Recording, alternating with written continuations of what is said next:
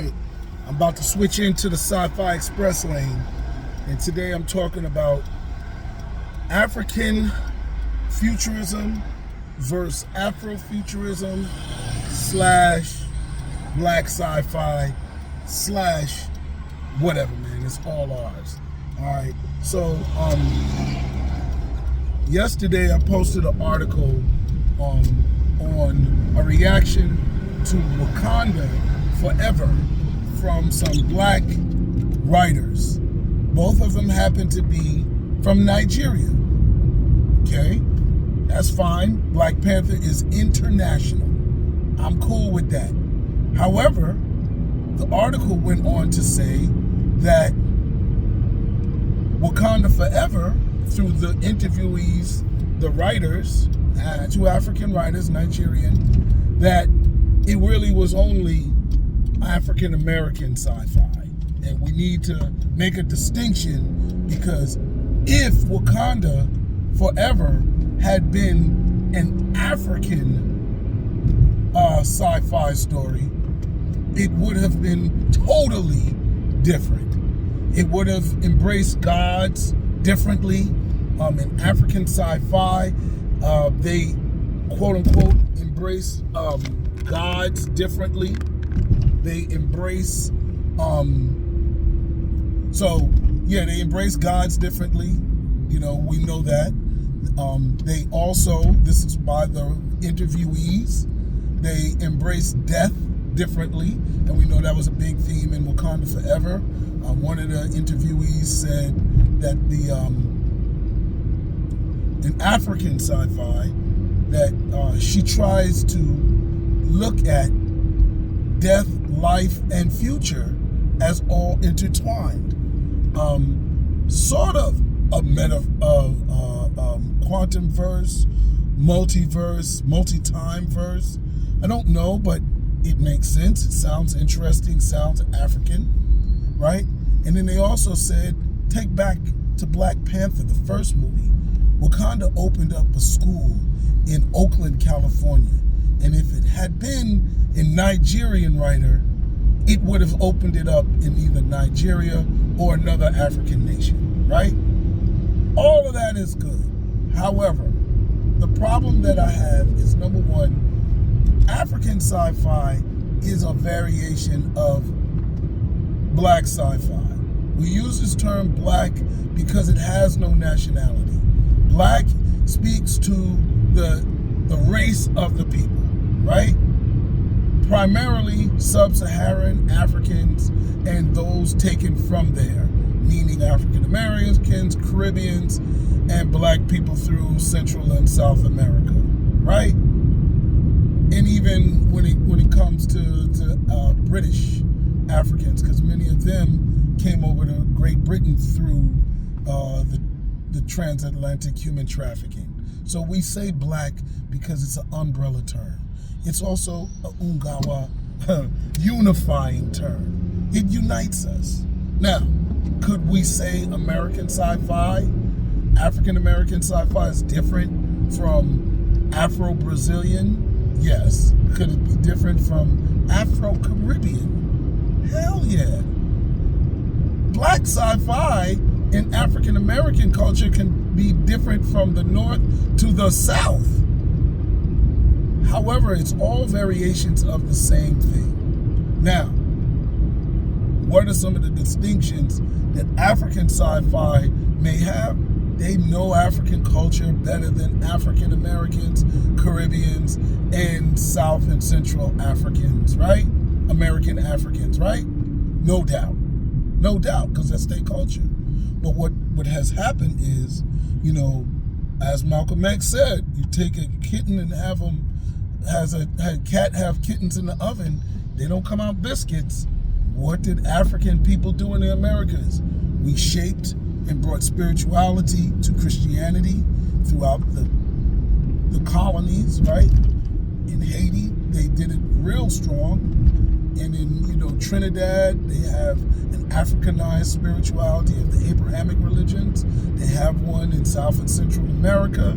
They're so strong that you can't even say Obi or Santeria or voodoo, those things bring real strong respect and strong reactions, but they didn't come out of air.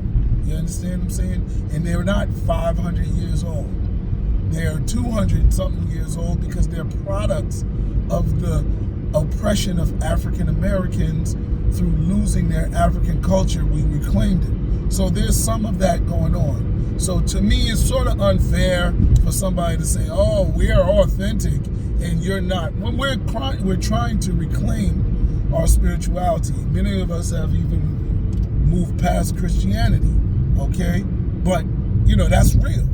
Next, I think it's very ignorant for writers who have worked within the Marvel universe, who have gotten the Marvel Bibles, who have gotten the guidelines of what the characters are, what the worlds are, from their creators who were white, not African, not African American, and they have to write within those guidelines.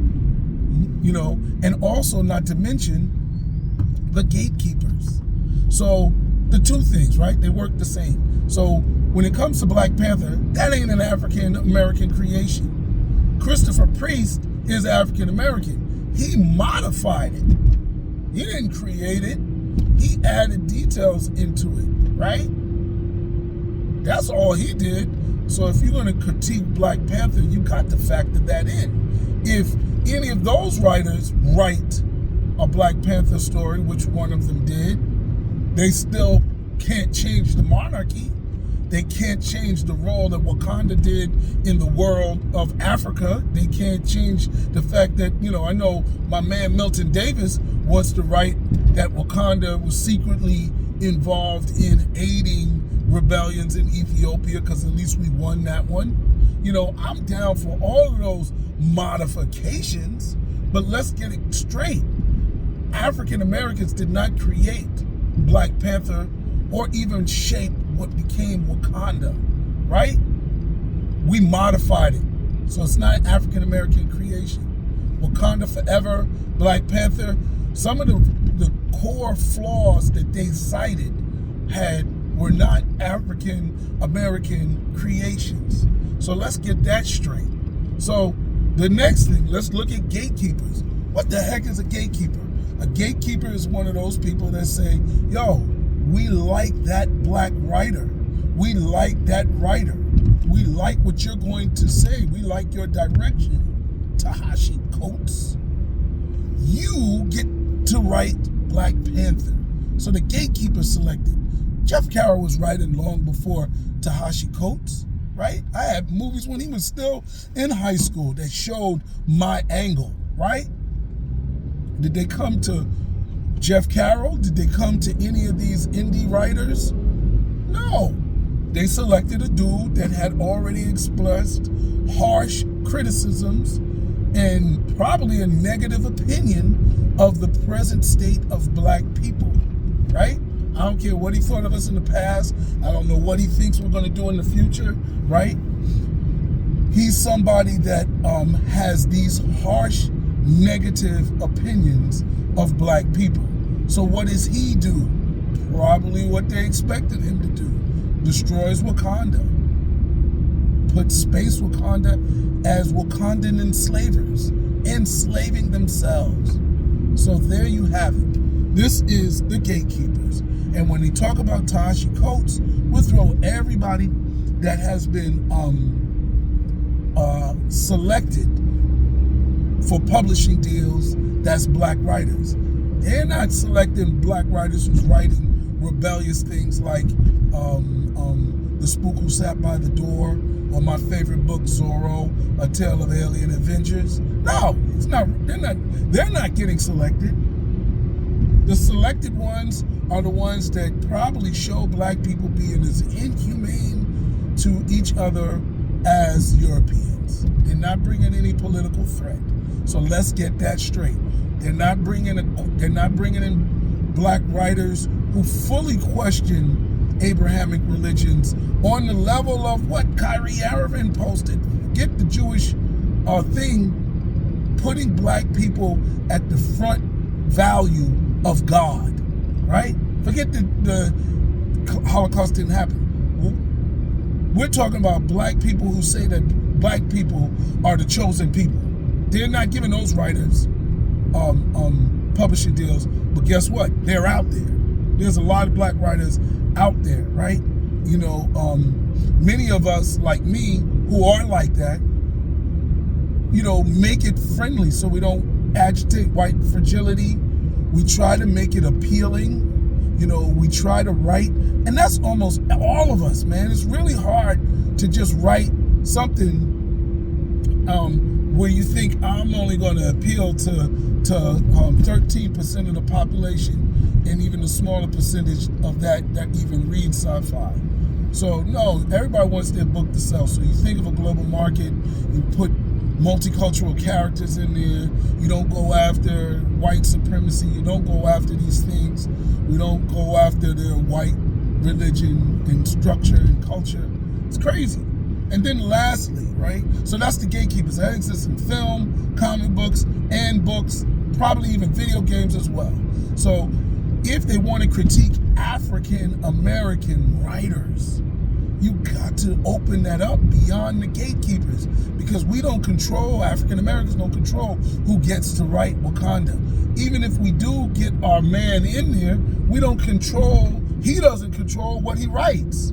So there's gatekeepers all around. There's gatekeepers that select you, and there's gatekeepers that oversee you. And there's, you know, probably nothing wrong with that in concept, because they're properties and they're companies on what writers they think will sell. But the problem comes in when they give these mandates on how the characters should behave, right? These parameters, right? So the last factor that I'm gonna just mention is, even if there are variations, differences, if a Nigerian writer was to write Wakanda Forever, it would be totally different. If Jeff Carroll wrote it, it would be totally different, right? Whatever totally is. So what is totally?